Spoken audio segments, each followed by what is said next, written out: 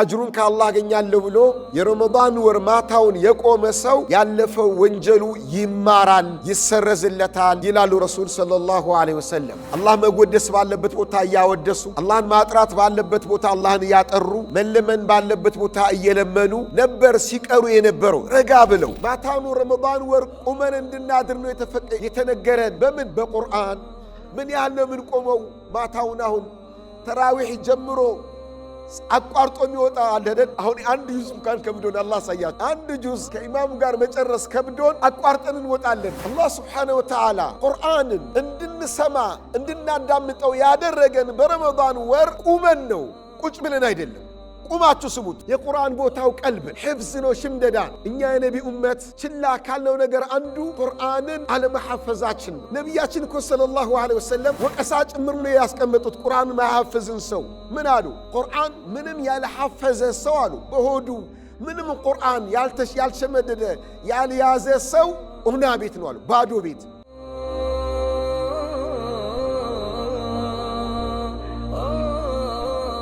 ብስሚላህ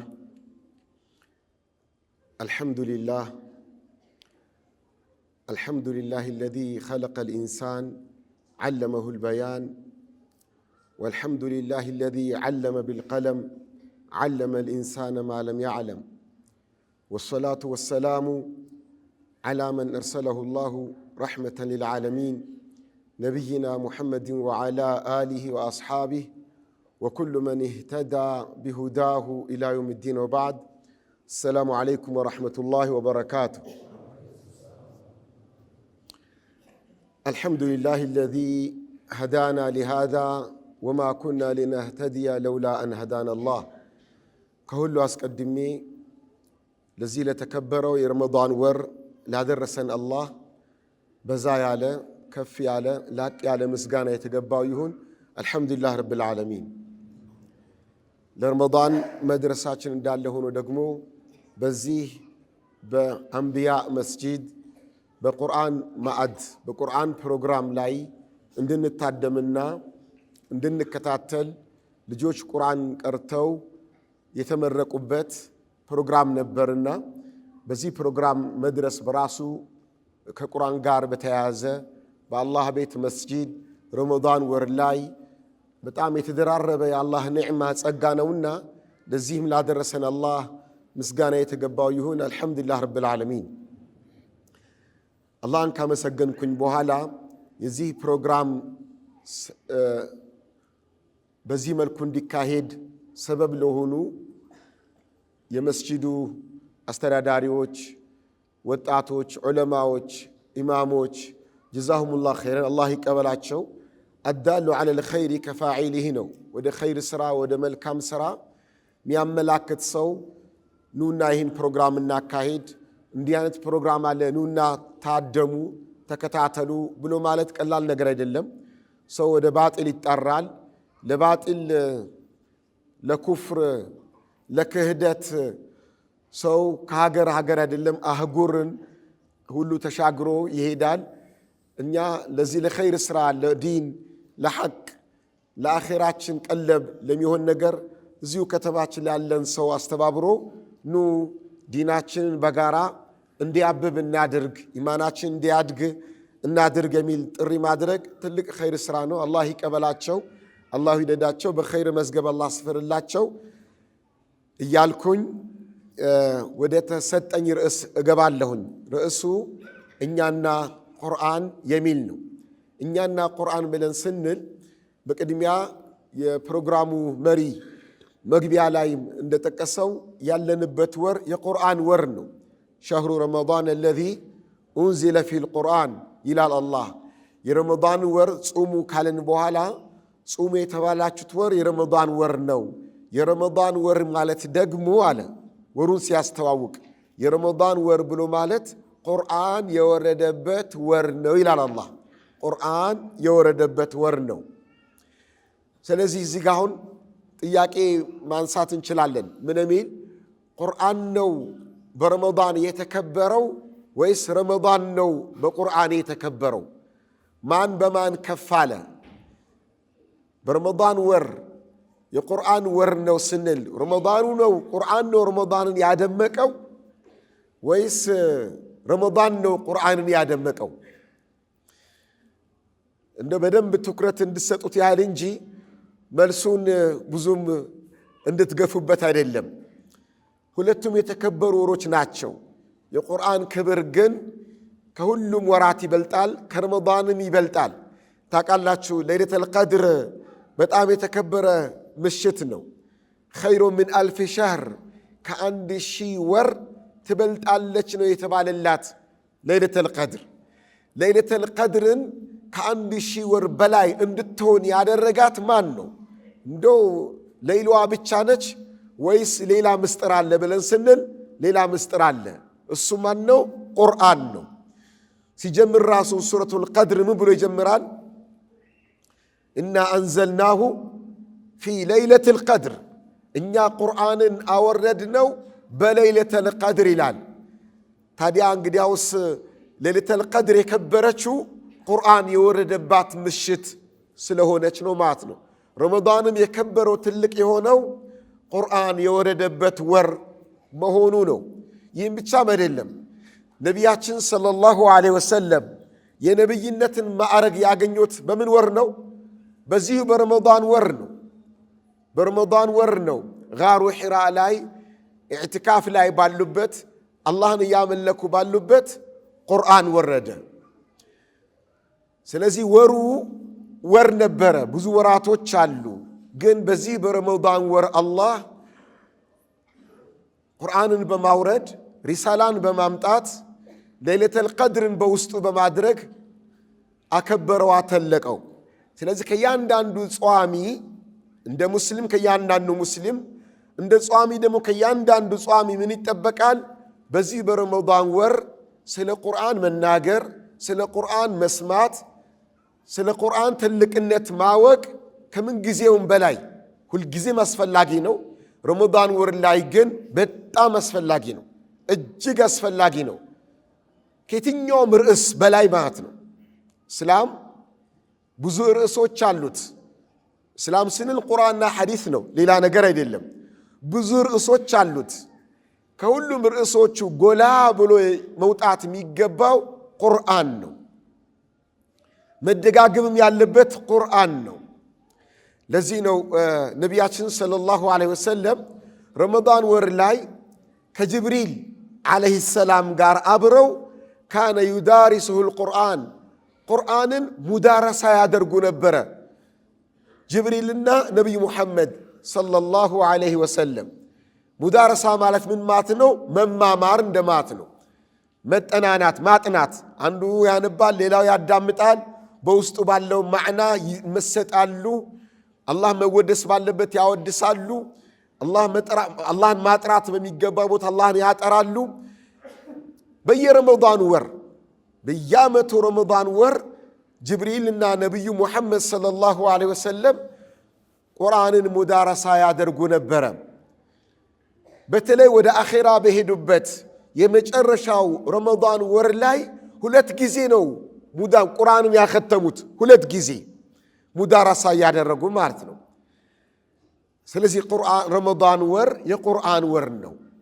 ታዲያ ይህ ከሆነ እኛና ቁርአን እንዲሁም ረመዳን ምንና ምን ነን? ምን ያህል ከቁርአን ጋር ተቀራርበናል? ስለ ቁርአን ምን ያህል እናውቃለን?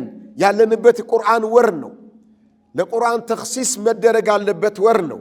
ያው ታውቃላችሁ ተራዊሕ እንሰግዳለን፣ ብሎም ቅያመ ሌይል በጥቅል ስሙ ቅያመ ሌይል ተራዊሕን በሉት ተሃጅዱን በሉት በተለያየ ስሞችን ቢጠራ መድሙኑ ቅያመ ሌይል ነው። ይህ ቅያመ ሌይል ሌይል መቆም በምንድን ነው የሚቆመው? ሌይል መቆም በምንድን ነው የምንቆመው? በቁርአን ነው የምንቆመው። ቁርአንን ነው የምንቀራው። በደንብ አስተውሉ። ምን ይላሉ ረሱላችን ሰለላሁ ዐለይሂ ወሰለም? መን ቃመ ረመዳነ ኢማናን ወሕቲሳበን ጉፊረ ለሁ ማ ተቀደመ ሚን ዘንቢህ። የረመዳንን ወር የቆመ ሰው አሉ፣ ማታውን ማለት ነው፣ በአላህ ላይ ያለው ኢማን ጠንካራ ሆኖ አጅሩን ከአላህ አገኛለሁ ብሎ ኢማን ማለት በእኽላስ ለአላህ ብቻ ብሎ ወህቲሳብ ማለት አጅሩን ከአላህ አገኛለሁ ብሎ የረመዳን ወር ማታውን የቆመ ሰው ያለፈው ወንጀሉ ይማራል፣ ይሰረዝለታል ይላሉ ረሱል ሰለላሁ ዐለይሂ ወሰለም። በተለምዶ አጠራራችን ተራዊህ ነው የምንለው፣ እንዲሁም በተለምዶ አጠራር ተሐጁድ የምንለው ነው። በእስላማዊ ጥቅል አጠራሩ ቂያመ ሌይል ነው፣ መን ቃመ ረመዳን ነው።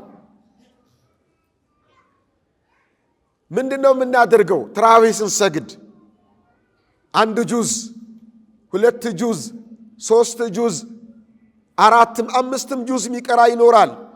እንደየአካባቢ እንደየመስጂዱ እንደ ጀማዓው ስምምነት ከኢማሙ ጋር ባላቸው።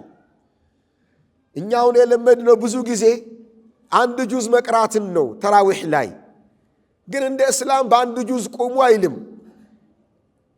አስለን ተራዊህ የማታ ሰላት አመጣጡ ብዙ ቁርአን እንድንቀራበት ነው። ነቢያችን ሰለላሁ ዐለይሂ ወሰለም በአንድ ወቅት ሰላተ ሌይል ሲሰግዱ አንድ ሰሃባ በጀማዓ ተከትሏቸው ሰገደ። መእሙም ብሎ ሲሰግድ ሱረቱል በቀራን ጀመሩ ከፋቲሃ በኋላ። አይ ሱረቱል በቀራን 200 አያት ቀርተው ያቆማሉ ብሎ 100 አያት ቀርቶ ያቆማሉ ብሎ ሲጠብቅ ቀጠሉ። በቃ 200 አያቱን ሊቀሩ ነው አለ። ቀጠሉ፣ አለፉ። እሱንም በቃ ሱረቱል በቀራን ጨርሰው ሩኩዕ ይወርዳሉ ብሎ ሲጠብቅ ሱረቱል በቀራን ጨርሰው ሱረቱን ኒሳን ጀመሩ። አሁን አለ በቃ ምን ይሻለኛል? ሩኩዕ ልውረድ እንዴ? 1 ረካ ነው እየተሰገደ ያለው። ሱረቱን ኒሳን ጨረሱ። በዛም አላበቁም። ሱረቱ አሊ ዕምራንን ቀጠሉበት አለ። ሱብሓነላህ፣ በ1 ረካ ነው ሩኩዕ ሳይወርዱ። አሰባችሁ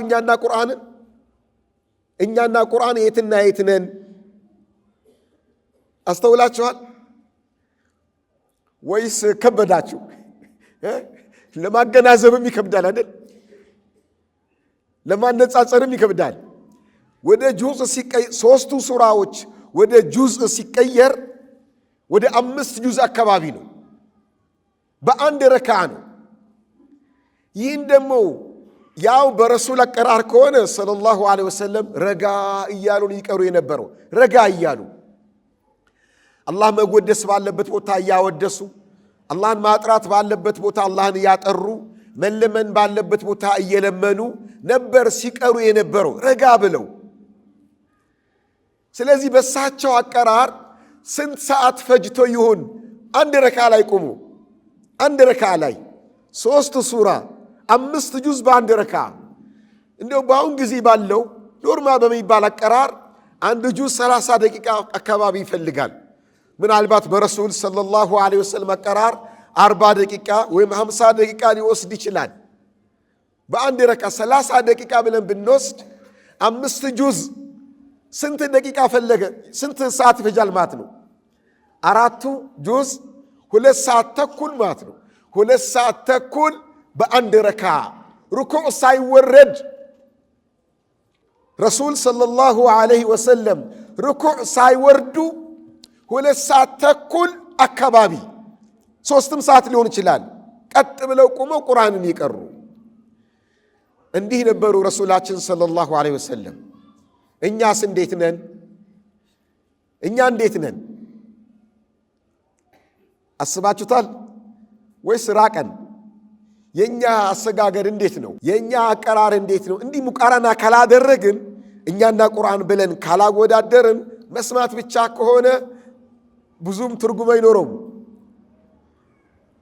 ሙሐደራው ፕሮግራማችን ትርጉም እንዲኖረው መሬት መውረድ እንዲችል እኛና ቁርአን ከረመዳን ጋር ይኸው ሲሰገድ 1 ጁዝ ነው። አብዛኛው መስጂድ የሚሰግደው 1 ጁዝ ነው። ተራዊህ 1 ጁዝ ነው። ኢላ መን ረሒመ ረቢ አላህ የወፈቃቸው አንዳንድ መስጂዶች ይኖራሉ በ3 ጁዝ የሚሰግዱ፣ በ4ም ጁዝ የሚሰግድ ይኖራል። አላህ ደግሞ በጣም የመረጣቸው እቤታቸው ከቤተሰብ ጋር ሁነው የሚሰግዱ ይኖራሉ። 5ቱም ጁዝ ሊሰግዱ ይችላሉ እቤታቸው ነው። በጥቅሉ መረዳት ያለብን ምንድነው? ይሄ የማታ ሰላት ከረመዳን ጋር ተያይዞ መን ቃመ ረመዳን ሲባል ረመዳንን ቆሞ ያደረ ሲባል 1 ጁዝ መቅራታችንን አታስቡ። ያን ብቻ ማለት አይደለም። ብዙ ቁርአን እየቀራ ያደረ ገደብ አልተቀመጠለትም፣ ክፍት ነው። እየቀራን እንድናድር ነው። ረመዳንና ቁርአን ትስስሩ ይናል ነው። ረመዳን የቁርአን ወር ነው ማለት ማታ ማታ ሲቀራ ይታደራል ነው። ብዙዎቻችን የሰማነው አثር አለ ከኢማሙ ሻፊዒ ረሂመሁላህ የተያዘ ከረመዳን ውጭ በየ3 ቀኑ ቁርአን ያختማሉ። ረመዳን ውስጥ ግን 60 ጊዜ ቁርአንን ያختማሉ። አላህ ሳያችሁ 60 ጊዜ ቁርአን ያختማሉ። ቀን ቀን አንዴ ያختማሉ፣ ማታ ማታ አንዴ ያختማሉ። ሀያታችሁ ረመዳን በሙሉ ቁርአን ብቻ ሌላ ነገር የለም። ማፊ ከላም ከሰው ጋር ማውራትም የለም ማለት እኮ ነው። ከምንም ጋር ግንኙነት የለም ከቁርአን ጋር ብቻ። ለምን? لأن رمضان شهر القرآن ምክንያቱም ረመዳን የቁርአን ወር ነው። የቁርአን ወር ነው። እኛና ቁርአን ምንና ምን ነን? በቁርአን ወር ምን ያህል ወደ ቁርአን ቀርበናል? ማታኑ ረመዳን ወር ቁመን እንድናድር ነው የተነገረን። በምን? በቁርአን። ምን ያህል ነው ምን ቆመው ማታውን? አሁን ተራዊህ ጀምሮ አቋርጦ የሚወጣ አለ አይደል? አሁን 1 ጁዝ እንኳን ከብዶን አላህ ሳያችሁ 1 ጁዝ ከኢማሙ ጋር መጨረስ ከብዶን አቋርጠን እንወጣለን። ሱብሃንአላህ። ረሱል ሰለላሁ ዐለይሂ ወሰለም ጋር ሰግደን ቢሆን ኖሮ ምን ሊውጠን ነበር? 1 ጁዝ የሚቀራውን ጨርሶ ሰግዶ መውጣት የከበደው ሙስሊም ከረሱል ጋር አብረን ብንሰግድ ኖሮ ምን ነበር ምን ሆነው? እስኪ አስተያዩ። ረመዳን የቁርአን ወር ነው ማለት ቁርአን የወረደበት ወር ነው ማለት ወሬውን ብቻ እንድናወራው አይደለም፣ ወሬውን ብቻ እንድንሰማ አይደለም፣ ወይም እንደ ነገሩ ከፍተን ለብ ለብ አድርገን እንድናልፍ አይደለም። ቁርአን የረመዳን ወር የሆነበት እንዲቀራ ነው፣ እንዲደመጥ ነው። ረሱል ሰለላሁ ዐለይሂ ወሰለም ሰላት ተራዊህ ብለን የምንጠራውን ሰላት ከሰሃቦች ጋር አብሮ ሰገዱ ለ3 ቀን። የመጀመሪያ ቀን ጥቂት ሰዎች መጡ፣ በሁለተኛው ቀን በዛ አሉ፣ በሶስተኛው ቀን መስጂዱ ሙልት አለ፣ ተሰገደ። ያምራል፣ ደስ ይላል። ነብዩ ሰለላሁ ዐለይሂ ወሰለም በጣም ለኡመታቸው ይጨነቁ ስለነበረ ያዝኑ ስለነበረ አንድን ነገር ማዘዝ እየፈለጉ ይከብዳቸው ይሆን ብለው ከማዘዝ ወደ ኋላ ሚሉ ነበሩ። ከነበራቸው መሐባ፣ ፍቅር፣ ጭንቀት አንጻር ማለት ነው። 3ቱ ቀን ያለውን ጀማዓ አይተው ይህስ በጣም ያምራል፣ ግን በዚህ መቀጠል የለበትም፣ ከቀጠለ ዋጅብ ይሆናል። ዋጅብ ሆኖ ደግሞ ኡመቶቼ ባይተገብሩት ተቀጪ ይሆናሉ አላህ ዘንድ። ስለዚህ በቃ ቤቴ ልስገድ አሉ ነብዩ ሰለላሁ ዐለይሂ ወሰለም። 4ኛው ቀን መስጂዱ ሞልቷል፣ ግቢው ሙሉ ነው። እሳቸው ቢጠበቁ አይመጡም። ለሱብሒ ሰላት መጡ። ሱብሒ ደርሶ ከዛን ተነስተው ተናገሩ። ከሱብሒ ሰላት በኋላ በጊዜ መምጣታቸውን ሳላውቅ ቀርቼ አይደለም፣ አውቅ ያለሁኝ፣ ግን ያልወጣሁት ዋጅብ ይሆንባችሁና በኋላ ደግሞ መተግበሩ ከብዷችሁ ተጠያቂ ትሆናላችሁ ብዬ ሰግቼ ነው አሉ ነብዩ ሰለላሁ ዐለይሂ ወሰለም። እና ምን ሆነ? ሁላችሁም በየቤታችሁ ስገዱ፣ በያላችሁበት ስገዱ ሆነ። ዑመር ኢብኑ ኸጣብ ረዲየላሁ ዐንሁ በሳቸው ዘመን በአቡበክር ስዲቅ ዘመንም በዛው መልክ የነበረው በዑመር ኢብኑ ኸጣብ ረዲየላሁ ዐንሁ ዘመንም መጀመሪያ አካባቢ በመስጂድ ውስጥ በነብዩ መስጂድ ሰለላሁ ዐለይሂ ወሰለም ተራዊህ በጀማ ይሰገዳል። እዚህ ጋር 10 ሰዎች፣ እዛ ጋር 4 ሰው፣ 5 ሰው በተንተን ብለው በጀማ ይሰግዳሉ። ዑመር ለምንድን ነው ማይሰበሰበው አለ። በነብዩ ዘመን ሰለላሁ ዐለይሂ ወሰለም ተጀምሮ ነበረ።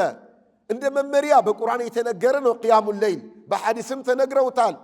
መን ቃመ ረመዳን ብለው እንደ ተግባር ደግሞ በጅማም ጀምሮት ነበር። ዋጅብ ይሆናል ወህይ ስለሚወርድ ዋጅብ ይሆናል በሚል ስጋት ነው ያቆሙት። አሁን ወህይ አይወርድም፣ ዋጅብ የሚያስብል መመሪያ አይመጣም፣ ወደ ነበረበት ለምን አይመለስም ብሎ በአንድ ኢማም ጀመረው። ተሰገደ። ቁርአን እየተቀራ አንድ ሰው ይቀራል፣ ሁሉም ያዳምጣል። ኢማሙ ይቀራል፣ ሁሉም ያዳምጣል። ልብ በሉ። እኛ የቁርአን ማዕናው በደንብ ቢገባን ኖሮ እንደዚህ አይነት ሙሐደራ ባላስፈለገን ነበር። ቁርአኑን ብቻ ባዳመጥን ነበር። አላህ ስብሓነሁ ወተዓላ ቁርአንን እንድንሰማ እንድናዳምጠው ያደረገን በረመዳን ወር ቁመን ነው፣ ቁጭ ብለን አይደለም። ቁማችሁ ስሙት። ቁርአንን ቁማችሁ ስሙ። አንድ ጁዝ ይቀራል፣ ሁለት ጁዝ ቁመ ስማ፣ ቁማችሁ አዳምጡ፣ ቁጭ ብላችሁ አይደለም። ይሄ ነው ሌሊት ላይ ይቀራል። ረመዳን የቁርአን ወር ነው ማለት የዳዕዋ ወር ነው። የዳዕዋ ወር ነው። ቁርአን መቅራት ማለት ቁርአን ማድመጥ ማለት ምን ማለት ነው? ዳዕዋ መስማት ማለት ነው። ቁርአኑ ሲቀራ ማዕናው ቢገባን ዳዕዋ እየተደረገልን ነው። ቁርአኑ ለኛ ዳዕዋ እያደረገልን ነው። ጸጥ ረጭ ብላችሁ ስሙ እኮ ነው አላህ ሚለን። ቁርአን ሲቀራ ቁማችሁ ስሙት። ዳዕዋውን የቁርአንን ዳዕዋ የቁርአንን ትምህርት ቁማችሁ ስሙ። ቁመ አዳምጥ። ቁጭ ብለህ አይደለም፣ ቀጥ ብለህ ጸጥ ረጭ ብለህ ንቅንቅ የለም፣ መረበሽ የለም፣ ማውራት የለም። እጅ በደረት አድርገህ አድምጥ። ቁርአንን ዳዕዋውን ስማ። የቁርአን የአላህ መልእክት ስማ። ቃል አላህን ስማ፣ አድምጥ። ማዳመጥ ብቻ አይደለም፣ በጥሞና አዳምጥ። ቁመህ አንድ ጁዝ፣ ሁለት ጁዝ፣ ሶስት ጁዝ። ስለዚህ ረመዳን ምንድነው? የቁርአን ወር ነው ስንል የዳዕዋ ወር ነው፣ የትምህርት ወር ነው። በቃል አላህ ቁርአን የሚነግስበት የአላህ መልእክት የሚነግስበት የአላህ ንግግር በሰፊ የሚደመጥበት ወር ነው ረመዳን ወር ማለት። በግልም እንቀራለን፣ ሁሉም ሰው በግሉ ይቀራል። ግን አላህ ተራዊሕ ላይ ቅያመል ለይል ላይ በጋራ በጀማዓ ስሙ። 1000 ዓሊሞች ካሉ ሓፊዘል ቁርአን ካሉ ሙፍቲዎች ካሉ አንዳችሁ ኢማም ሆኖ ያሰግድ። ቁርአንን አድምጡ። ሌሎቻችሁ ሁላችሁም ዳዕዋውን ስሙ።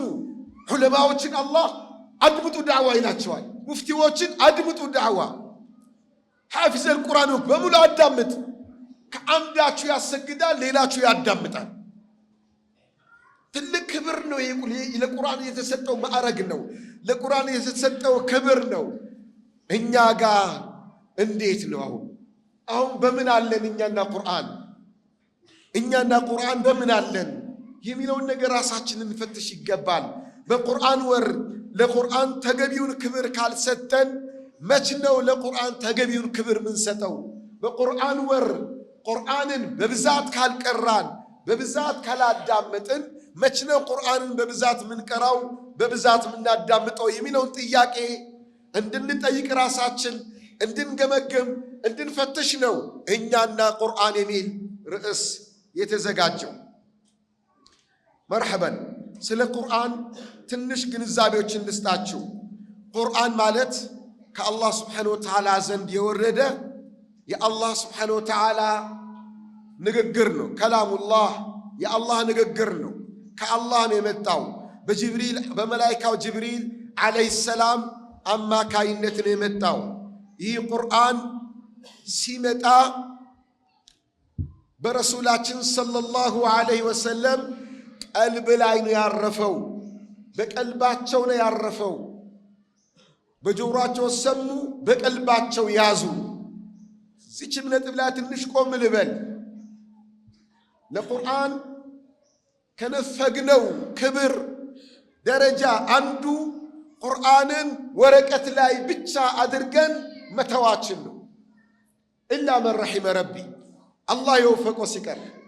የቁርአን ቦታው በሸሪዓ አስል ቦታው ቀልብ ነው። ቀልብ ላይ ነው ቁርአን መቀመጥ ያለበት፣ መተሐፈዝ ነው ያለበት፣ መሸምደድ ነው ያለበት። ጅብሪል ዓለይሂ ሰላም ለረሱላችን ሰለላሁ ዐለይሂ ወሰለም ቁርአኑን ሲቀራላቸው እሳቸው ማንበብም አይችሉም መጻፍም አይችሉም ነበር። የሚቀራው ቁርአን ጅብሪል የሚቀራላቸው ቁርአን እንዳይጠፋባቸው ምን ማድረግ ጀመሩ? ከጅብሪል አፍ መውሰድ ጀመሩ። ጅብሪል ገና ቃሉን ቀርቶ ሳይጨርስ እሳቸው ይከተሉታል። አንቀጹን ሳይጨርስ ያመጣውን መመሪያ ሳይጨርስ ወዳው ይከተሉታል። ይሄድብኛል ብለው ይጠፋብኛል ብለው ለመሐፈዝ ይታገላሉ። የዛን አላህ ምን አላቸው? ላ ትሐርክ ብሂ ሊሳነክ ሊተዕጀለ ቢህ ኢነ ዓለይና ጀምዐሁ ወቁርአነህ። አንተ መልእክተኛችን ሆይ ምላስን አታንቀሳቅስ፣ ቾክለ ለመሸምደድ ብለህ ለመሐፈዝ ብለህ አብሽር፣ በቀልብህ እናስቀምጥልሃለን፣ እንሰበስብልሃለን፣ እንድትቀራውም እናስችልሃለን አላቸው አላህ ስብሓነሁ ወተዓላ። ከዚያ በኋላ ቁርአኑ ሲወርድ ማድመጥ ነው። ከጨረሰ በኋላ በደንብ ያነቡታል፣ በደንብ ያስተላልፉታል። ስለዚህ ቁርአን የወረደው በምንድን ነው? በቀልብ ነው፣ ሕፍዝ ነው። ጅብሪል ሐፈዘ፣ አስሐፈዘ። እሳቸውም ለሰሓቦቹ ምን አደረጉ? አስሐፈዙ። ሰሓቦቹም ሸመደዱ። ቁርአንን የጻፉ ካቲብ አልወሕይ የሚባሉት ሰሓቦች ውስን ናቸው። ነቢዩ ሰለላሁ ዐለይሂ ወሰለም ወሕዩን እንዲጽፉ የመረጧቸው ሰሓቦች ውስን ናቸው። አብዛኛው ምን ነበር ያደርግ የነበረው? ይሸመድድ ነበር። ሕፍዝ ነው። ለቀጣዩም ትውልድ ምንድን ነበር ሲደረግ የነበረው? ሕፍዝ ነው፣ ሲሸመድድ ነው የነበረው።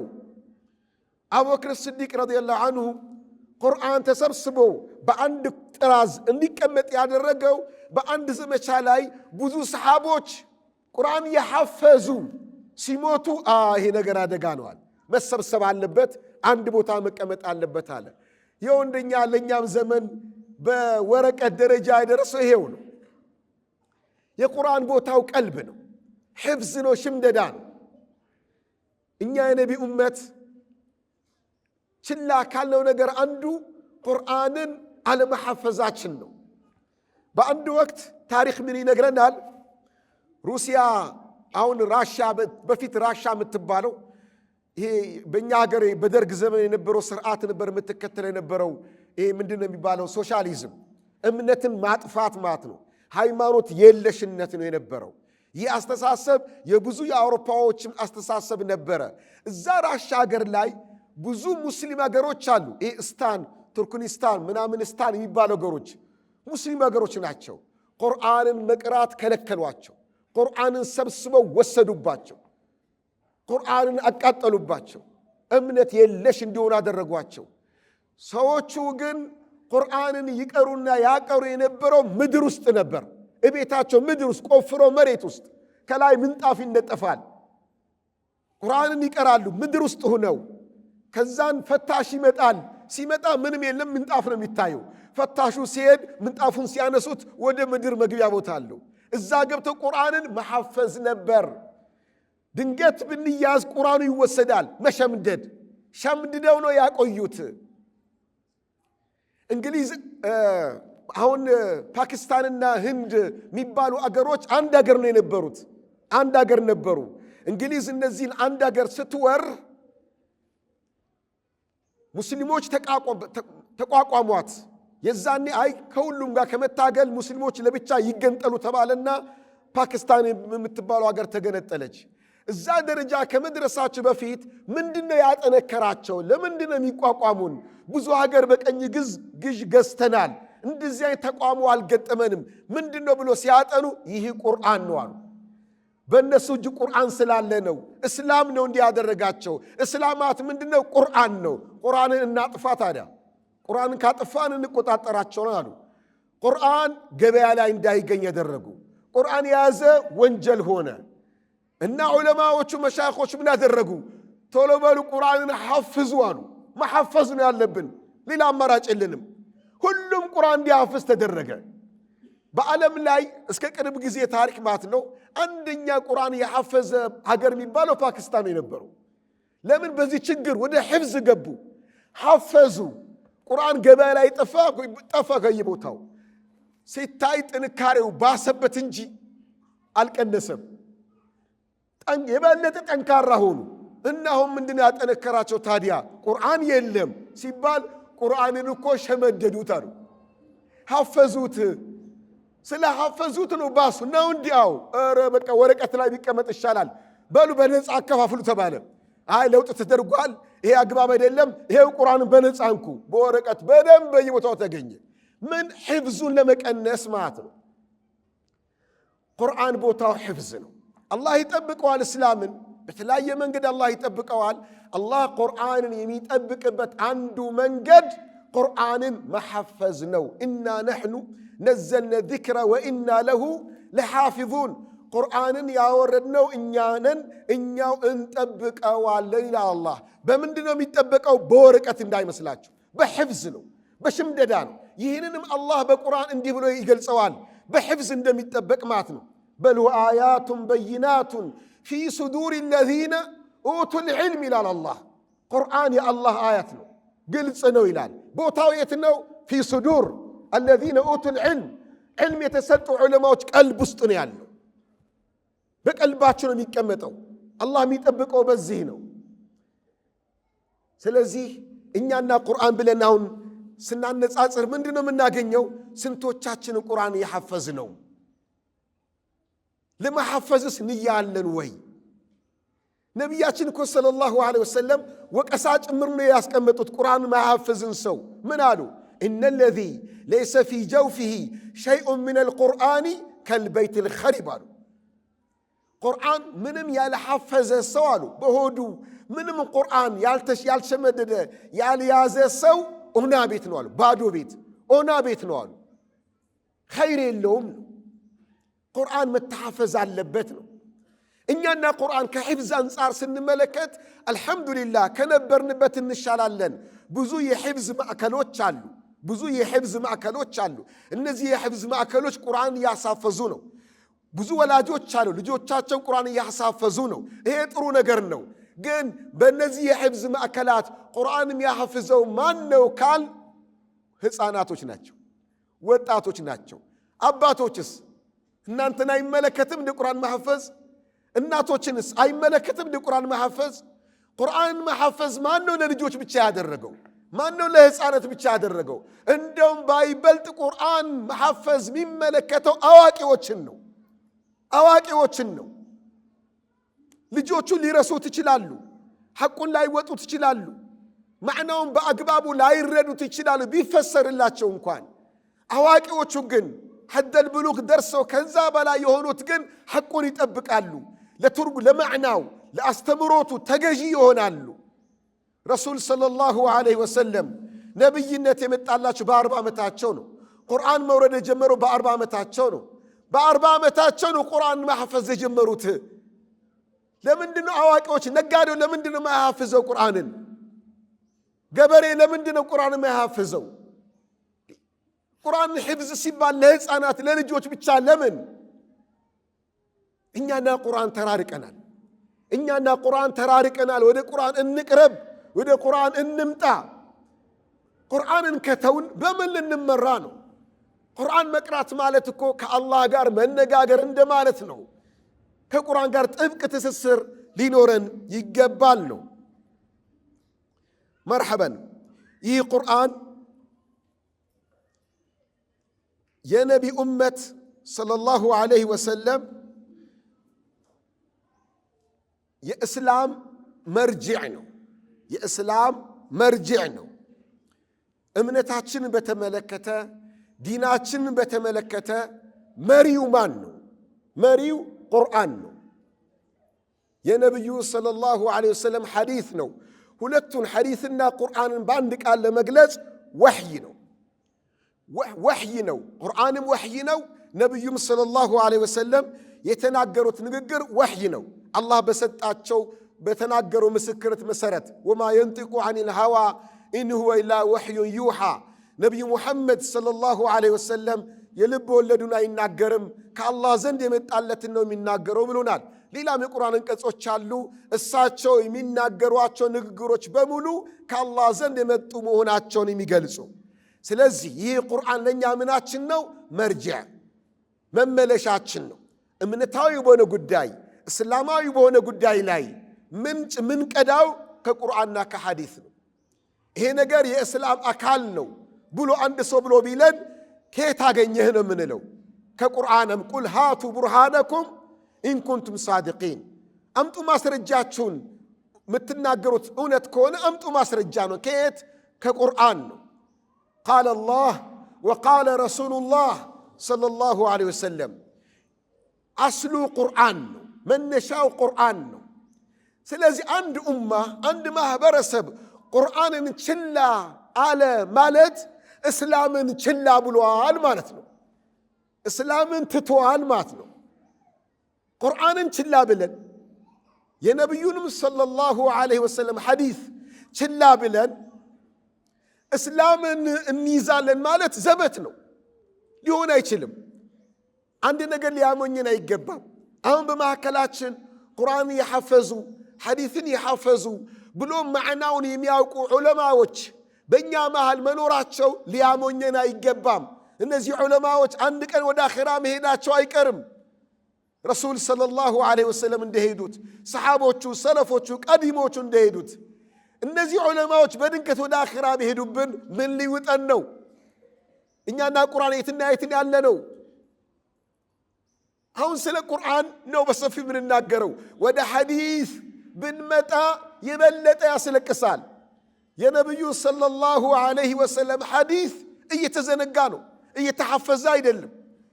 አሁን እኛ በልምድ ቁርአንን የሸመደደ ሰው ሓፊዝ ነው እንላለን። ይህ ግን እንደ ዑለማዎች እስጥላህ አግባብ አይደለም። ቁርአን የሐፈዘ የሸመደደ አልቃሪ ቃሪ ቀርቷል ነው የሚባለው። እከሌ ቁርአንን ቀርቷል ነው የሚባለው። የሸመደደ ሰው ማንበብ የቻለማ ቀርቷል አይባልም። ማንበብ የቻለ ቀርቷል አይባልም። የሸመደደ ነው ቁርአንን ቀርቷል የሚባለው። ሐፍዟል የሚባለው ሳ ሐዲስን የሸመደደ ነው። የረሱልን ሰለላሁ ዐለይሂ ወሰለም ብዙ ሐዲሶችን ከ1000 በላይ ሐዲስ ከሸመደደ ሓፊዝ ይባላል። ወደ ሐዲስም ስንመጣ ስንቶቻችን የነቢዩን ሐዲስ ሸምድደናል? ይኸው ትልቁ ችግራችን የሆነ እስላማዊ እውቀትን ቁርአንና ሐዲስን ለዓሊሞችና ለደረሳዎች ብቻ መተዋችን ነው። ሌላው ማህበረሰብ እንደማይመለከተው አድርገን ማሰባችን ትልቅ ክፍተት ነው። እያንዳንዱን የነቢ ኡመት ይመለከታል ቁርአንና ሐዲስ። ነጋዴው መሐፈዝ አለበት፣ ቁርአንንም ሐዲስንም መቅራት ማወቅ አለበት። ነጋዴን አይመለከትም ያለው ማን ነው? ገበሬው መማር አለበት፣ ሐዲስ መሸምደድ አለበት። ሰሓቦች እኮ ጥቂት ናቸው። አስሓቡ ሱፋ የሚባሉት ሐዲስን ብቻ ያዳምጡ የነበሩት እንደነ አቡ ሁረይራ ያሉ። አብዛኛው ሰሓባ ነጋዴ ነው። ነቢዩ ሲናገሩ በደንብ ይሸመድዳል፣ ይተገብረዋል፣ ያስተላልፋል። ልብ በሉ ሐጀተል ወዳዕ ላይ ረሱል ሰለላሁ ዐለይሂ ወሰለም ሐጀተል ወዳዕ ላይ ወደ 120 ሺህ ሰው ነው አብሯቸው ሐጅ ያደረገው። አስተማሩና መጨረሻውን በምን ደመደሙ? ፈልዩበልግ ሻሂድ ሚንኩሙል ጋኢብ አሉ። ከእናንተ ውስጥ አሁን ከኔ የሰማችሁትን በሙሉ እዚህ ቦታ የነበረ በሙሉ ላልነበረው ሰው ያስተላልፋሉ፣ ይናገር፣ ያስተጋባሉ። እኛ ግን እንደማይመለከተን ሐታ ስንሰማ ራሱ ዳዕዋ ስንሰማ፣ ቁርአንን ስንሰማ፣ ሐዲስን ስንሰማ ማስተላለፍ ያለብን መስሎ እንኳን አይታየንም። እዚሁ እያለን ለእኛ ብቻ ይመስለናል፣ ወይም ደግሞ ለእኛም ቢሆን መስማት ብቻ ነው። በአንዱ ጆሮ ሰምተን በአንዱ ጆሮ እናፈሳለን።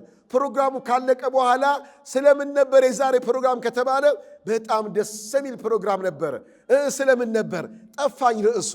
ስለምን እንዲሁ ግን ተረሳኝ። ግን በጣም ሼኻችን ዓሊማችን የተናገሩት ንግግር ማሻአላህ ነበር። እስኪ አንድ ንገረኝ። ቆይ ምን ነበር? ቆይ ሳስታውሰው እነግርሃለሁ። ለምንድነው አማናን በመሸከም መንፈስ ስለማንሰማ ነው? ስለማናዳምጥ ነው። የምንሰማው የምናዳምጠው የእግረ መንገድ ስራ አድርገነው ነው። ወይም የስራ ፈት ጊዜ ካለኝ ጊዜ የለኝም እያል ነው። ግን አዋጅ ቢሆንሳ እንዲህ የዛሬ አዋጅ ሰምተዋል? አዎ እንዲህ ተባለ እኮ። ምን ቃል በቃል ቁጭ የሚያደርገው ሱቅ እንዲሁን ተባለ፣ የንግድ ፍቃዱ እንዲሁን ተባለ፣ እንዲህ ተብሏል። ቃል በቃል ቁጭ የሚያደርጉት። ግን አላህ እንዲህ አለ ሲባል ሐሳብ እንኳን ቃል በቃል ይቀርና ሐሳቡ ራሱ ይጠፋናል። ይህ የምን ክፍተት ነው? እኛና ቁርአን ተራርቀናል። እኛና እስላም አስተምሮት ተራርቀናል። ልንቀርብ ይገባል። ወደ ቁርአን ልንመጣ ይገባል። ቁርአን መርጂዓችን ነው፣ መመለሻችን ነው፣ መስደራችን ነው፣ የእምነታችን መነሻ ነው። ቁርአንን ችላ ብለን ቁርአንን ትተን በምን ልንመራ? ያኺ እስላም በስም የለም። ሐሰን አልበስሪ ረሒመሁላህ እንዲህ ይላሉ፣ ለይሰ ልኢማኑ ቢተመኒ ወላ ቢተሐሊ ወኢነማ ልኢማኑ ማ ወቀረ ፊ ልቀልቢ ወሰደቀሁ ልዓመል። ኢማን ማለት በምኞት አይደለም። እስላም ማለት በምኞት አይደለም፣ በፉከራ አይደለም፣ በመፈክር አይደለም። እኔ ሙስሊም ነኝ፣ እኔ ሙእሚን ነኝ፣ በፉከራ አይደለም። ኢማን እስላም ማለት ቀልብ ውስጥ በገባ ነገር ነው። ቀልብ ውስጥ ደግሞ አንድ ነገር የሚገባው ከእውቀት በኋላ ነው። ከዕልም በፊት ቀልብ ውስጥ የሚገባ ኢማን የለም። ከዕልም በፊት ቀልብ ውስጥ የሚገባ ኢማን የለም። ከዕልም በፊት ቀልብ ውስጥ የሚገባ ኢማን የለም፣ እስላምም የለም። እስላምና ኢማን ቀልብ ውስጥ ለመግባት ቅድሚያ ምን ይፈልጋል? ዕልም ይፈልጋል፣ እውቀት ይፈልጋል። ከእውቀት በኋላ ነው ኢማን፣ ከእውቀት በኋላ ነው እስላም። ረሱል ሰለላሁ ዐለይሂ ወሰለም ነቢይነታቸውን አምኖ የተቀበሉት ከእውቀት በኋላ ነው። ጅብሪል አስቀራቸው፣ ከዛ በኋላ ተቀበሉ። ሰሓቦችም የሰለሙት መጀመሪያ ነቢዩ ጠሯቸው፣ ዳዕዋ አረጉላቸው። ይሄን እውቀት የመጀመሪያው ጥሪ እውቀት ነች። ያችን እውቀት ተገኙ፣ በቀልብ አስገቡ፣ እውቀታቸውን እየጨመሩ ሄዱ። ስለዚህ እስላምን መጠበቅ የምንችለው ለቀጣይም ትውልድ ማስተላለፍ የምንችለው በዕልም ነው፣ በእውቀት ነውና ለቁርአንና ለሐዲስ እውቀት ሰፊ ቦታ ሊኖረን ይገባል። ቁርአንን አላህ የትክክለኛ መንገድ ዋስትናውን ለቁርአን ብቻ ነው አላህ የሰጠው። እንዲህ ይላል አላህ ስብሓነሁ ወተዓላ ሸህሩ ረመዳን አለዚ ኡንዚለ ፊህ ልቁርአን። ረመዳን ወር ማለት ያ ወር ነው ቁርአን የወረደበት አለና ሁደን ሊናስ፣ ለዓለም ህዝብ በሙሉ ቀና መንገድ ያለበት ነው ቁርአን። ዓለምን ከጨለማ ማውጣት የሚችለው ቁርአን፣ ዓለምን ከጦርነት አውጥቶ ወደ ሰላም ማምጣት የሚችለው ቁርአን ብቻ ነው። ዓለምን ከዘረኝነት ከጎሰኝነት አላቆ ወደ ወንድማማችነት የሚያመጣው ቁርአን ነው። ዓለምን ከራስ ወዳድነት ከስግብግብነት አላቆ አንተ ትብስ ወደ መባባል የሚያመጣው ቁርአን ነው። ዓለምን ከባዕድ አምልኮ ከጣዖት አምልኮ አላቆ አንድ ፈጣሪን አላህን ብቻ እንዲያመልኩ የሚያደርግ አስተምሮት መመሪያ ቁርአን ነው። አላህ የመሰከረው ይህን ሁደን ሊናስ። በሌላ በቁርአን ገጽ አላህ ይላል ኢነ ሃዘል ቁርአን የህዲ ሊለቲ ሂየ አቅወም ይላል አላህ። ይህ ቁርአን ይመራል፣ ቀጥተኛ ወደ ሆነው መንገድ ይመራል። በሁሉም የህይወት ዘርፍ ቀጥተኛውን መንገድ የሚመራው ቁርአን ነው። የሰው ልጅን የፈጠረው አላህ ነው። ሰማይና ምድርን የፈጠረው አላህ ነው። በሰማይና በምድር መሃል ያለውንም ነገር የኸለቀው አላህ ነው። አላህ ደግሞ ስለፈጠረው ነገር ያውቃል። አላ ያዕለሙ መን ኸለቅ ይላል አላህ። አላ ያዕለሙ መን ኸለቅ፣ አላህ የፈጠረውን አያውቅም እንዴ? ያውቃል እኮ። አም ኹሊቁ ሚን ገይሪ ሸይእን አም ሁሙል ኻሊቁን። እናንተ የሰው ልጆች በቁርአን ላይ ያመጻችሁ፣ በአላህ ላይ ያመጻችሁ እናንተን ራሳችሁ ናችሁ እንዴ የፈጠራችሁት?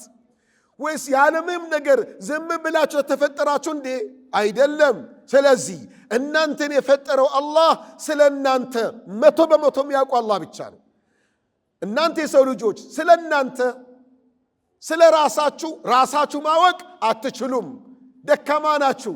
ወማ ኡቲቱም ምን ልዕልሚ ኢላ ቀሊላ፣ ከእውቀት ጥቂትን የተሰጣችሁት። ስለ እናንተ 100% የሚያውቀው ማን ነው? ፈጣሪያችሁ አላህ ነው። ስለዚህ ለእናንተ የሚበጃችሁ ነገር ያለው በቁርአን ነው፣ ከአላህ ዘንድ በወረደው ቁርአን ነው። ለዓለም ህዝብ የሚበጀው ቁርአን ነው።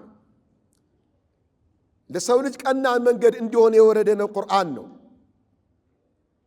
ናም ቁርአን በሙስሊም ህይወት ውስጥ በሙእሚን ህይወት ውስጥ መሪ ነው። በጣም የሚከበር ነው። ሐያ የሚደረግለት ነው።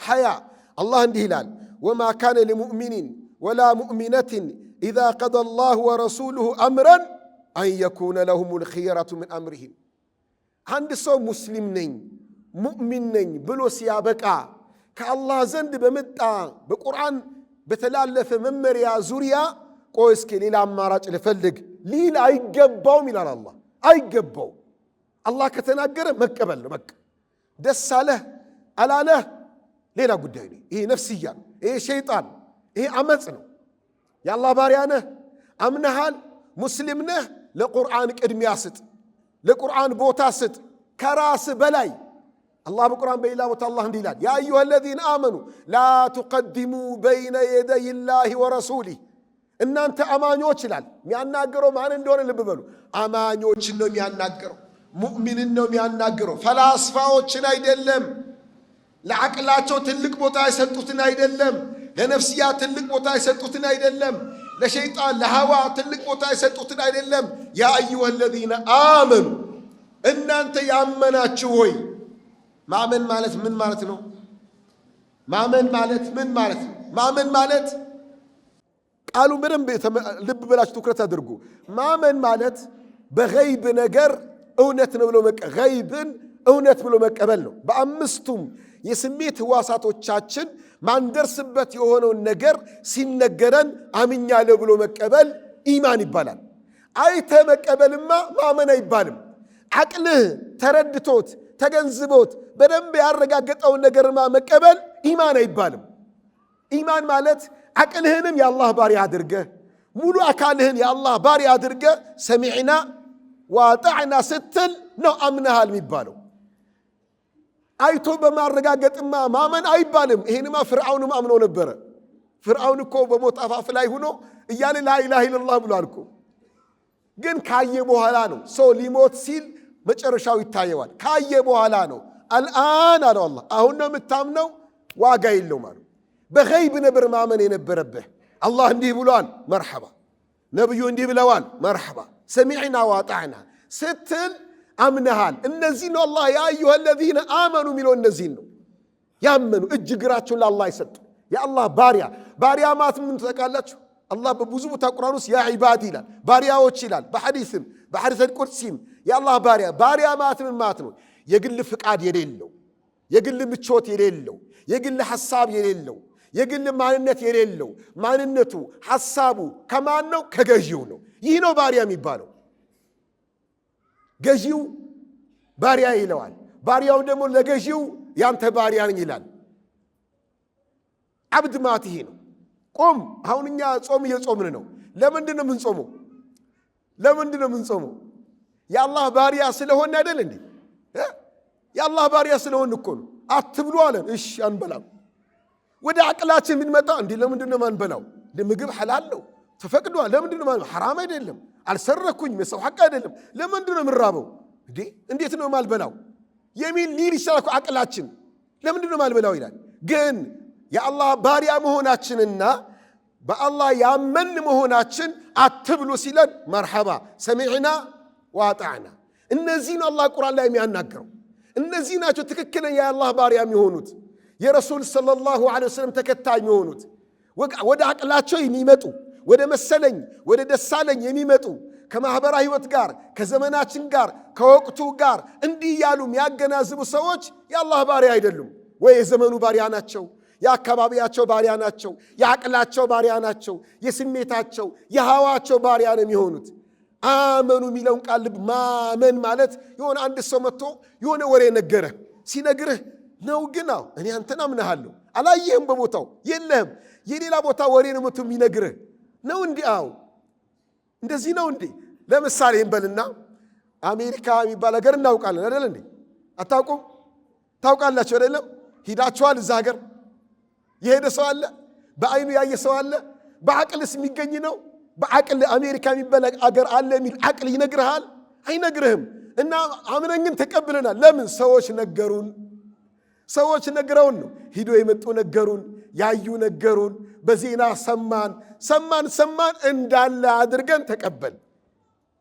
ማመን ማለት ይሄ ነው እንጂ የአቅል ጉዳይ እምነትና አቅል አይገናኝም። አቅል የምታምንበትን ነገር እንድትቀበል እንድታምን ኺጣብ እንድትደረጋለህ እንጂ ከመመሪያው በላይ ከሆነማ እሱ ነው ገዢ የሆነው ነው። ስለዚህ አላህ የሚያናገረው ማንን ነው? ያ አዩሃ الذين آمنوا ያመናችሁ ወይ ያመናችሁ ከየት ወዴት ሳትሉ ለምን እንዴት ሳትሉ ሰሚዕና ወአጣዕና ብላችሁ የተቀበላችሁ አማኞች ወይ ላ تقدሙ بين يدي الله ورسوله አላህ በተናገረው ንግግር የአላህ መልእክተኛ በተናገሩት ንግግር ላይ ማንንም ከፊት አታድርጉ። ማንን ነው ከፊት ማናደርገው? ባለስልጣን በሉት፣ ባለባት በሉት፣ የሀገር ገዢ፣ ባለሀብት፣ ሌላም ማዕረግ ስጡት። ከፊት መጥቶ አላህ የተናገረውን ሲቃረን ነብዩ የተናገሩት ሲቃረን ቦታ አትስጡት።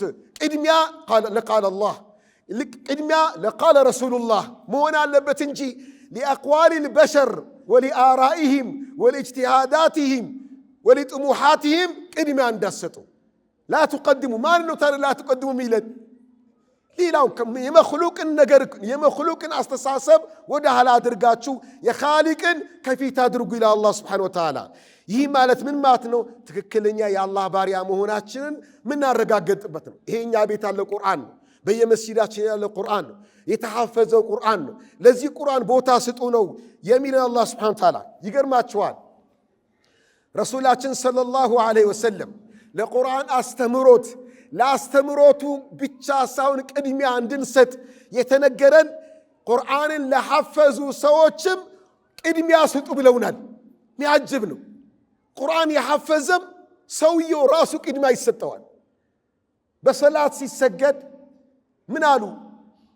فليؤمكم أقرأكم لكتاب الله ሰላት ወቅት ደርሶ ሲሰግዱ ቁርአንን በብዛት የሐፈዘ ኢማሙ ነው ያሰግዳሉ።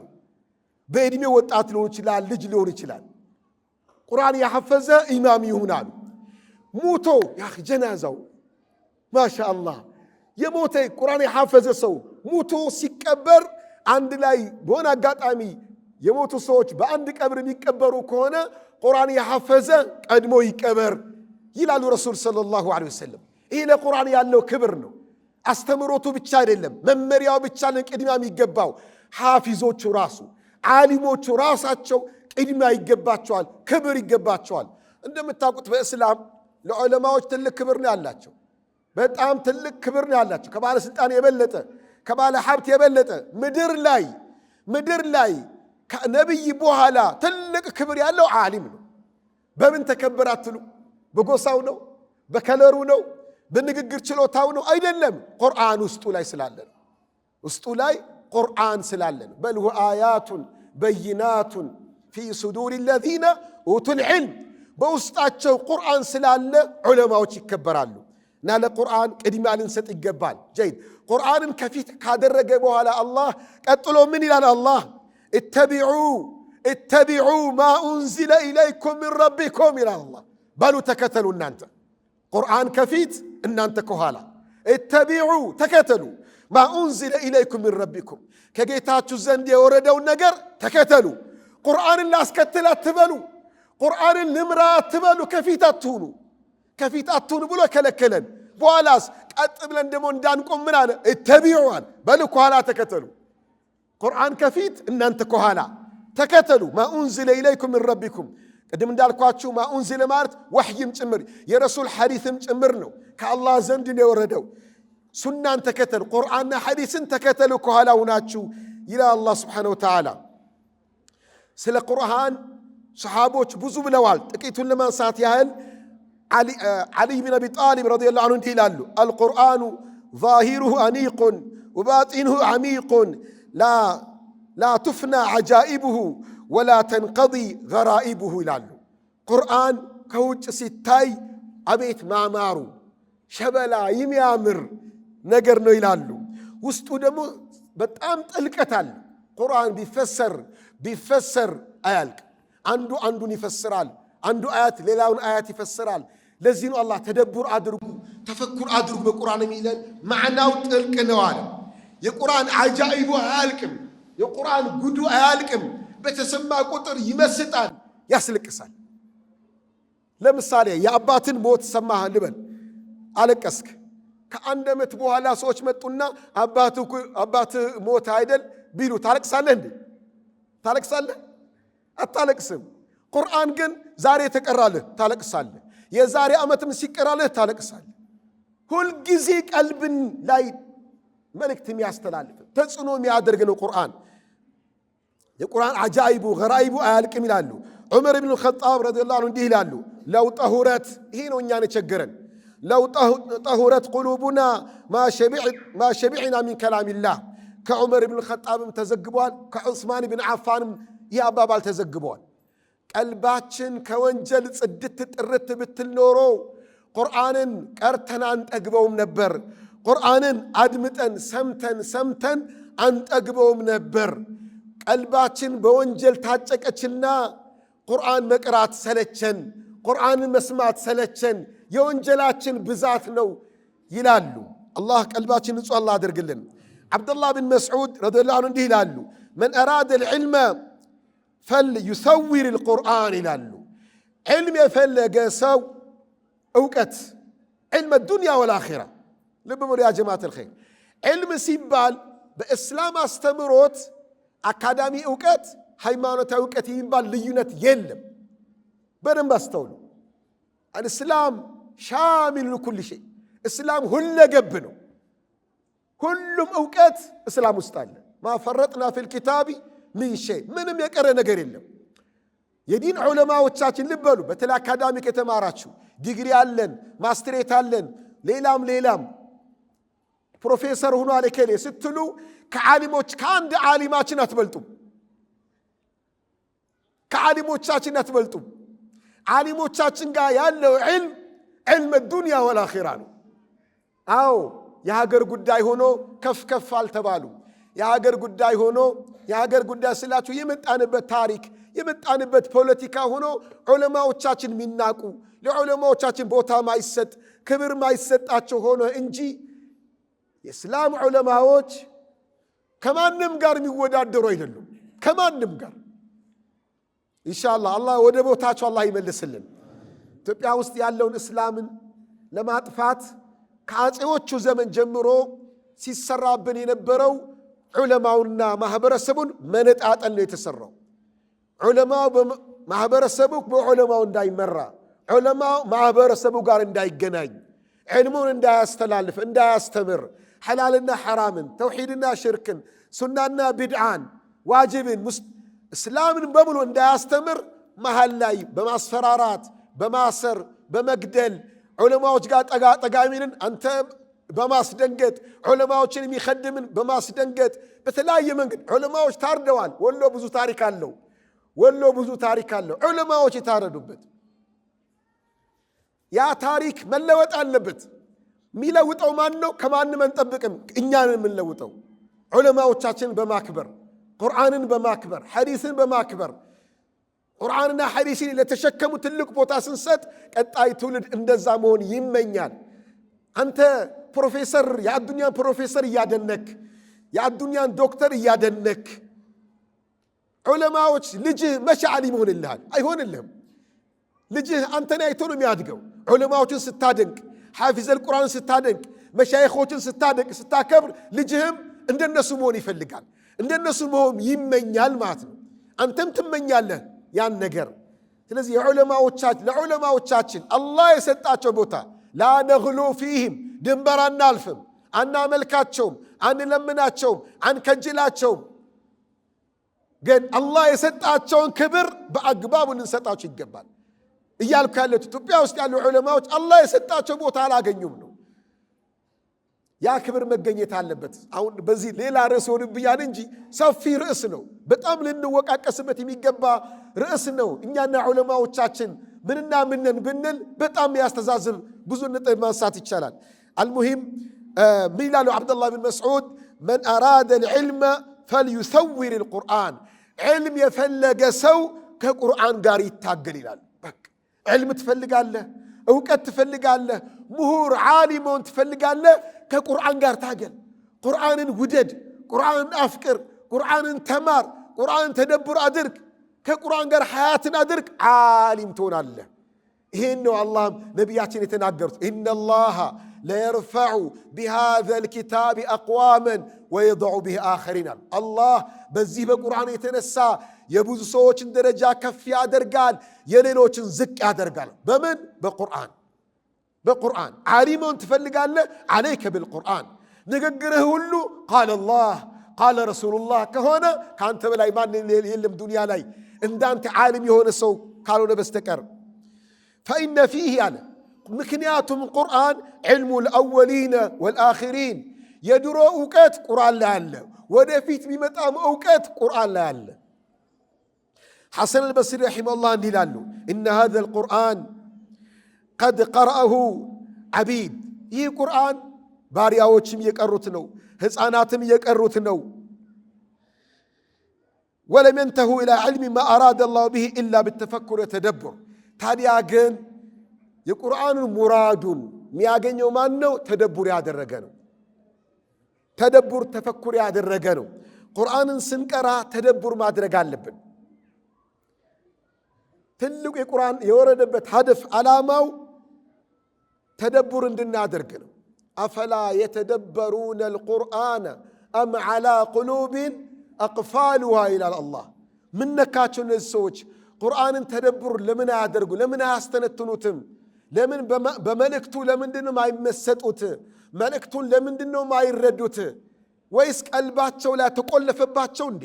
አእምሯቸው ተዘጋት ተሸፈነባቸው እንዴ? ይላል አላህ። በሌላ በቁርአን አንቀጽ ቁርአን የወረደበትን ዓላማ አላህ ሲገልጽ ምን ይላል? ሊየደበሩ አያቲ።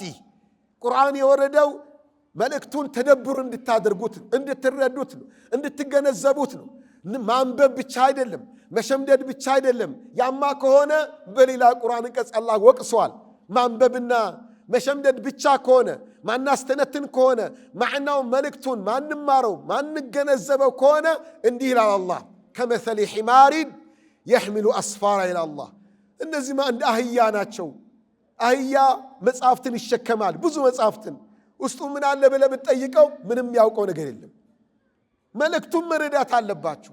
ሀደፉ ይህ ነውና ነው። ናም ቁርአን መሸምደድን በተመለከተ ነቢያችን ሰለላሁ ዐለይሂ ወሰለም የተናገሩት ሐዲስ አለ እጅግ በጣም ያጓጓ። ለማሐፈዝ ዝግጁ ናችሁ? ቁርአን ኢንሻአላህ ዝግጁ ናችሁ? የትኛው ኢንሻአላህ ነው? በቃ ቀጥል ለማለት ነው ወይስ እውነትም ለመተግበር ነው? እንዲህ ይላሉ ረሱል ሰለላሁ ዐለይሂ ወሰለም ኢነ ሊላሂ አህሊነ ሚነ ናስ። አላሁ አክበር። አላህ ከሰዎች ውስጥ ቤተሰቦች አሉት አሉ። ቃሉ ያ ረሱለላህ መንሁም? የአላህ መልእክተኛ ሆይ የአላህ ቤተሰብ የሚባሉት እነማን ናቸው? ይንገሩን አሏቸው። ቃለ አሉ ሁም አህሉል ቁርአን አሉ፣ የቁርአን ባልተቤቶች። አህል ማለት በአንድ ነገር ሙተኸስስ ሲሆን አንድን ነገር የግሉ ሲያደርገው በሱ ሲታወቅ የዛ ነገር አህል ይባላል። አህሉል ቁርአን ጠዋት ቁርአን መቅራት ነው፣ መሐፈዝ ነው፣ ሙራጃዓ ነው። እስኪ ቁርአን የሚያሐፍዙ ሰዎችን ሂዳችሁ እያቸው እስኪ፣ ወይ መርከዝ ግቡ። የት እናያቸዋል? መርከዝ ነው ያሉት። ሁሉም ቦታ አላህ ያኑርልን። የቁርአን መርከዝ ብትገቡ ልጆች ምን ሲያደርጉ ነው የምናየው? ሲቀሩ ያፍዛሉ፣ ይቀራሉ፣ ያሰማሉ። ቁርአኑ አረ እንቅልፍ ተኝቶም ይቀራሉ። ሲቃዡ በቁርአን ነው የሚቃዡት። ቁርአን የሚያፍዙ ልጆች ሲቃዡ በቁርአን ነው የሚቃዡት። ቁርአን እየተጸዳዱ ቁርአን ይመጣባቸዋል። በግዳፋቸውን ይዘዋሉ። በጸዳጃ ቁርአን መቅራት ስለማይፈቀድ ሐያታቸውን ቁርአን ያደረጉ፣ ለይል ወነሃር ቁርአን ያደረጉ። አንድ በማንበብ ሁለተኛሳ በመመራት በቁርአን በመመራት ሲሰግዱ አላህ እንደተናገረው ነው። ሲጾሙ እንደ ቁርአኑ ነው። ሲሰድቁ ዘካው፣ ሐጁ ለወላጆቻቸው ያለው ክብር ወላጆቹን ሲኸድም ቁርአኑ እየታየው ነው። ቁርአኑ እያስተዋለ ነው። ዑለማዎቹን ሲኸድም ቁርአኑን እያስተዋለ ነው። የጎረቤቱን ሐቅ ሲወጣ ቁርአን እያሰበ ነው። ሲነግድ ከቁርአን ጋር የሚነግደው ቁርአን አለ አእምሮ ውስጥ ቁርአን አለ። ወይሉ ሊልሙጠፊፊን الذين إذا اكتالوا على الناس يستوفون وإذا كالوهم أو وزنهم إلى آخره። ቁርአን እያስተዋለ ሐያቱ በሙሉ ከምስቱ ጋር ሲኖር ቁርአን እንዳለው፣ ከባሏ ጋር ስትኖር ቁርአን እንዳለው፣ ልጆቹን ሲያሳድግ ቁርአን እንዳስተማረው። አህሉል ቁርአን ማለት ይሄ ነው። ማንበቡ ብቻ አይደለም፣ መሸምደዱ ብቻ አይደለም፣ መኖሩም ጭምር መተግበሩም ጭምር። ቁርአኑን ቃኢድ አድርገህ መሪ አድርገህ እነዚህ አላህ ቤተሰቦች ናቸው ወኻሰቱሁ የግሉ ናቸው ይላሉ። አንዳንዴ የሆነ የሰማሁት ነገር በጣም በልጅነት የሰማሁት በጣም ይማርከኝ ነበር። አንድ ሰው ነበር ይባል ደረሳ ነው፣ ንግግሩ ሁሉ ቁርአን ነው እና ምግብ እንብላ ከተባለ ወኩሉ ወሽረቡ የሚለውን አይቀራል። በቃ خلاص የሆነ ይበቃል ለማት ወላ ትስሪፉ ቁርአን ነው የሚቀራው። ሁሉ ነገሩ ቁርአን በቃ ይሄ ማሻአላህ ነው። አሁን እሳኛ ጋር ምንድነው ያለው? ሼክስፒር እንዲህ ብለዋል። በሀገራችን ምሳሌ አነጋገር እንዲህ ይባላል። እከሌ ጎሳን ይጠራና እከሌ ጎሳ ሲተርት እንዲህ ይላል፣ እከሌ ጎሳ ሲተርት እንዲህ ይላል፣ የሀገራችን ሰው ሲተርት እንዲህ ይላል። አንድ በል ማለት ያ አይደለም፣ ያን ማውገዝ አይደለም። አላህ እንዲህ ብሏል፣ የት ጠፋ? ረሱል እንዲህ ብለዋል፣ የት ገባ? እንዲህ በምንኖረው ኖሮ ውስጥ አላህ የተናገረው ነብዩ የተናገሩት የሚመስል የለም እንዴ? ወይስ እኛ ችላ ብለነው ነው? ትተነው እኮ ነው። ምሳሌ አባባሎችን ሸምድደናል። ከሀገር ውጭም ያሉትን የከሌ ሳይንቲስት የከሌ ምሁር ሸምድደናል። በንግግራችን ማል እናጣቅሰዋለን። ቁርአን ላይ ግን የለንም። ለምን? ሊአነና ለስና ምን አህል القرآن የቁርአን ሰው ስላልሆን ነው። የቁርአን አህል ብንኖር አንዴ የሰማነው እናህፍዘዋለን። ሌላውንም እኮ ሸምድደው ነው እንጂ በምላሳችን ተጽፎብን እኮ አይደለም። ሀገርኛውም አባባል ይሁን የሌላውም አባባል ይሁን ሸምድደን ነው እንጂ ቦታ ስለሰጠው ነው እንጂ በምላሳችን ተጽፎብን አይደለም። የቁርአንና ሐዲስ የጠፋብን ቦታ ስላልሰጠነው ነው፣ ስላላከበርነው ነው፣ ስላልሸመደድነው ነው። ስለዚህ ወደ ቁርአን እንመለስ፣ የቁርአን ሰዎች እንሆን ነው። ቁርአን በረካ አለው። ያጅባችሁ ነገር ደግሞ ይሄ ነው። ቁርአን ሙባረክ ነው። አላህ በቁርአን እንዲህ ይላል፣ ወሃዛ ኪታቡን አንዘልናሁ ሙባረኩን ፈተቢዑሁ ወተቁ ለዓለኩም ቱርሐሙን። ይህ ቁርአን ያ አላህ ይህ ቁርአን ሙባረክ ነው፣ በረካ አለው። ቁርአን በረካ አለው። ማንበቡ በረካ ነው። በአንድ ፊደል 10 አጅር ይገኛል። መሐፈዙ በረካ ነው። አህሉላህ ወኻሰቱ ያሰኛል። ቁርአን ውስጥ ቤት መኖሩ መቅራቱ በመላይካ እንታጀባለን። ልብ ብላችኋል? ቁርአን የሚቀራበት ቤት በመላይካ ይታጀባል። በጋራ ሙደራሳ ስናደርግ በብዙ መላይካ እንታጀባለን። ለብቻችንን ብንቀራ በመላይካ እንታጀባለን። አላሁ አክበር። በረካ ነው። ቁርአን የተባረከ ነው። ናም ሌላው ደግሞ ቁርአንን ችላ ማለት ያስቀጣል። ብዙ አንቀጽ ማንጣት ይቻላል። አንድ የቁርአን አንቀጽ ግን ላንሳ። ነቢያችን ሰለላሁ ዐለይሂ ወሰለም እኛን ኡመታቸውን የወቀሱበት አላህ ዘንድ ከሰውናል፣ አላህ ዘንድ ተከሰናል፣ አላህ ዘንድ ተከሰናል። ክሱ ቀርቧል። አላህ ደግሞ ችሎቱ ይቅያ ማለት ነው። ችሎቱ ይቅያ ማለት ነው። ክሱ ቀርቧል። ፋይሉ ተከፍተዋል። የክሱም ይዘት ለተከሳሾች ተነቦላቸዋል። ፍርዱ የቅያማ ቀን ነው። ምን ይላል አላህ? ወቃለ ረሱሉ ያ ረቢ እነ ቀውም እተኸዙ ሃዘል ቁርአነ መህጁራ። ወቃለ ረሱል እኔ ወደ እናንተ የላኩት መልእክተኛ ክስ አቀረበ። ያ ረቢ ጌታዬ ሆይ ያ አላህ እነ ቀውሚ ህዝቦቼ፣ ሰዎቼ፣ ኡመቶቼ እተኸዙ ሃዘል ቁርአን ይህን ቁርአን መህጁራ አግልለውታል፣ ችላ ብለውታል ብሎ ክስ አቅርቧል። ክሱን ደግሞ አላህ ይሄው ወሕዩን አውርዶ ነገረን። ይሄው ተነቦልናል። ቁርአን ውስጥ አለ ይሄ ክስ። ሱረቱል ፉርቃን 30ኛ አንቀጽ ላይ ክሱ ቀርቧል። ነቢዩ ከሷል። ክሱ ተነቦልናል። የቅያማ ቀን ፍርድ ይመጣል። አላህ ምን ይላል? ፈለነስአለነ አለዚነ ኡርሲለ ኢለይሂም ወለነስአለነ አልሙርሰሊን። የቅያማ ቀን የላኳቸውን መልእክተኞች እጠይቃቸዋለሁኝ። ልካችሁ ነበር አድርሳችኋል ወይ ስላደረሳችሁ? ህዝቦችንም እጠይቃለሁ፣ የተላከላቸውንም ሰዎች እጠይቃቸዋለሁኝ። ቁርአኑ ደርሷቸዋል ወይ? ከደረሳችሁ ምን አደረጋችሁ? መልእክተኛው አድርሻለሁ ብሏል። እናንተስ የደረሳችሁን ቁርአን እንዴት ነበር የያዛችሁት? የዛኔ ፍርድ ይጀመራል። ፍርዱንም ነቢዩ ነገሩን ሰለላሁ ዐለይሂ ወሰለም ወልቁርአኑ ሑጀቱን ለከ አው ዐለይክ። ቁርአን ይመሰክርልሃል ወይም ይመሰክርብሃል፣ አይቀርም። በቃ ተከሰናል በቁርአን ክሱም ተነቦልናል የቂያማ ቀን ፍርዱ ይመጣል ቁርአን ራሱ ይፈርዳል ሚላሉ ረሱል ሰለላሁ ዐለይሂ ወሰለም ቁርአንን ከረመዳን ጋር አገናኝተው الصوم والقرآن አሉ ጾምና ቁርአን የቂያማ ቀን አላህ ፊት ይቀርቡና ለባለቤታቸው ይከራከራሉ ጾም ምን ይላል ያአላህ አስርቤዋለሁኝ አስጠምቼዋለሁኝ ታረቀው ያአላህ ብሎ ይላል ቁርአን ሳምን ይላል ያአላህ ማታ እንቅልፍ ከልክዬዋለሁ ቁርአን የሚቀራው ማታ ነው ቂያሙል ለይል ላይ ማታ እንቅልፍ ከልክዬዋለሁኝ ያ ረቢ ታረቅልኝ እረፍት ከልክዬዋለሁኝ ሲቀራ ይላል ቁርአንን ችላ ካልቀራንሳ አላውቀውም ነው የሚለው ችላ ብሎኛል ነው ስለዚህ ለዚህ ለክስ መልስ መዘጋጀት አለብን አይቀሬ ነው ተከሰናል ፍርዱም ተነግሮናል ምንድነው በማን ላይ ምን እንደሚፈረድ ባናውቅም ማለት ነው والقرآن حجة لك أو عليك ነው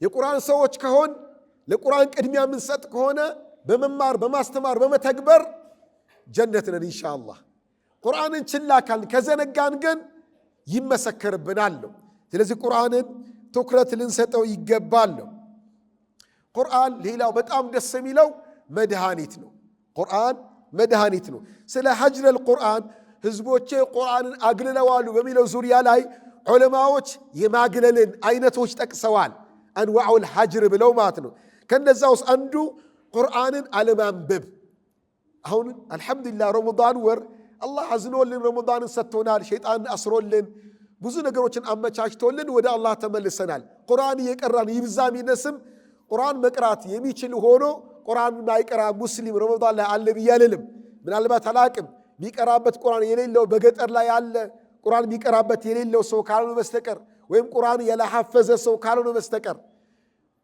እንቀራለን በተወሰነ መጠንም ቢሆን ለረመዳን ብቻ አይደለም ቁርአን የሚቀራው ቁርአን ኻሪጅ ረመዳን ከረመዳን ውጭም ቁርአን መቀራት አለበት ነው ቁርአን አለመቅራት ሐጅር ነው ሁለተኛ የቁርአንን ማዕናውን ትርጉሙን አለመረዳት ሐጅር ነው አገራችን ውስጥ የቁርአን ተፍሲር የቁርአን ትንታኔ በጣም ዘገምተኛ ነው የለም የሚያስብል ደረጃ ነው ኢላ መን ረሒመ ረቢ አላህ የጠበቃቸው ወፈቃቸው ሲቀሩ በዚህ አጋጣሚ ከዚህ ከረመዳን ጋር በተያያዘ አንድ ሐሳብ ልስጣችሁ በቁርአን ማዕናውን ካላወቁ ሰዎች ሆነ እንዳንወቀስ ማዕናውን አላወቀውም ተደቡር አላደረከም ተብለ እንዳንወቀስ እሱም ረመዳን መግቢያ ላይ ታላቁ ሼኻችን ሼኽ መሐመድ ሰዒድ አህመድ ሙስጠፋ በቁርአን ተፍሲር ቁርአን ሲፈስሩ ማሻአላህ አላህ በሰጣቸው የተፍሲር ተኸሱስ በአማርኛ ተፍሲሩ ተለቋል በኢንተርኔት ተለቋል ማን 30ውን ጁዝ ማግኘት ይችላልላችሁ በአማረ አፈሳሰር በአማረ አቀራረብ ወደ ቀልብ በሚገባ መልኩ ወደ ቀልብ ቀልብ እስከብቶ ቁጭ በሚመልኩ አፍሪካ ቲቪ አዘጋጅቶ ለቆላችኋል ይህን አብዛኞቻችሁ ጋር ለቢ ያስባለሁ እስኪ ማን ነው የደረሰው እጁን አውጣልኝ ይሄ የደረሰው ያገኘ እዚህ ጋር 1 2 3 4 5 እስኪ ያገኛችሁ እስካሁን ያገኛችሁ አብዛኛው አላገኝ ማለት ነው የፈለገ ያገኛል ያልፈለገ አያገኝም ያልፈለገ አያገኝም የፈለገ ግን ያገኛል ኧረ እንፈልግ ቁርአን ማለት ከአላህ ዘንድ ወደኛ የወረደ ደብዳቤ ነው ከፍተህ አታነበው ምን እንደሆነ ታውቀው አይብ ነውር እኮ ነው አንድ ባለስልጣን ደብዳቤ ቢልክልህ ምን እንደምታደርገው ማንበብ ብቻ አይደለም ውስጥ አርግት ይዟል በቃ ታሪክ ነው ይቀመጥ የሰው ንግግር የበኒ አደም ንግግር እኮ ነው የአላህ ቃል የኻሊቅ السماوات والارض ቃል ላንተ የመጣ እንዴት ማናው እናቅም ስለዚህ ካወቁ ሰዎች ካገኙ ሰዎች እናንተ ወስዳችሁ ተጠቀሙላችኋለሁኝ ምናልባት እንዴት ነው ማገኘው የምትሉ ካላችሁ በኔ ስልክ ቁጥር በቴሌግራም ወይ በዋትስአፕ ልልክላችሁ እችላለሁ ነው ሌላ ቁርአን ሐጅር ማድረግ ማለት አለመተግበር የቁርአን ህግ አህካሙን ተግባራዊ አለማድረግ ቁርአን ሐጅር ማድረግ ነው ሌላው በመንጣላበት ጊዜ በመንጋጭበት ጊዜ ኺላፍ በሚመጣበት ሰዓት ለዳኝነት ወደ ቁርአን አለመሄድ ቁርአንን ማግለል ነው ለምን አላህ ነገረና وإن تنازعتم في شيء فردوه إلى الله والرسول إن كنتم تؤمنون بالله واليوم الآخر ذلك خير وأحسن تأويلا الله ስትጋጩ ስትከራከሩ ቁርአንን ዳኛ አድርጉ ይላል አላህ። ቁርአንን ለዳኝነት አለመጠቀም ቁርአንን ማግለል ውስጥ ይገባል ነው። ሌላ ቁርአንን ለመድኃኒትነት አለመጠቀም፣ በተለይ ሱረቱል ፋቲሓ መድኃኒት ነው። አያተል ኩርሲ መድኃኒት ነው። ሱረቱል በቀራ ሁሉም ቁርአን መድኃኒት ነው። ቁርአንን እንደ መድኃኒት ሲባል ለቀልብም በሽታ ለአካልም በሽታ ነው። ይህን እንደ መድኃኒትነት አለመጠቀም ሌላው ቁርአንን ማግለል ነው። ሌላው ኢንሻአላህ የቁርአን አቀራር አዳቦች የሚል ርዕስ ነበር ቀጥሎ የምናየው። ከሰዓት መጥበብ አንጻር ግን ይህን ሐሳብ አላነሳሁም። እናንተ በተለያየ አጋጣሚ ለዚህ ቁርአን መጠበቅ ያለብን አዳብ፣ ክብር፣ ስንቀራው ስንሰማው የሚለውን ነገር ሁላችሁም እንድታነቡ ወይም እንድትሰሙ ወይም እንድትጠይቁ አደራ እያልኩኝ ለዛሬው በዚህ በቃኛል። አላህ የቁርአን ሰው አላህ አድርገን፣ ቁርአን የምናፈቅር አላህ አድርገን፣ በቁርአን ምናምን አላህ አድርገን፣ ቁርአን የምንሸመድድ አላህ አድርገን፣ በቁርአን ሌሊት የምንቆመና አላህ አድርገን፣ ሐያታችን በሙሉ በቁርአን ምንመራ አላህ አድርገን፣ ቁርአንን ምንመራው ሳይሆን በቁርአን ምንመራበት አላህ ያድርገን ይላለው። ወቢላሂ ተውፊቅ ወሰለላሁ ወሰለም ዐላ ነቢይና ሙሐመድ ወዐላ አሊሂ ወሰሕቢሂ ወሰላሙ ዐለይኩም ወረሕመቱላሂ ወበረካቱሁ።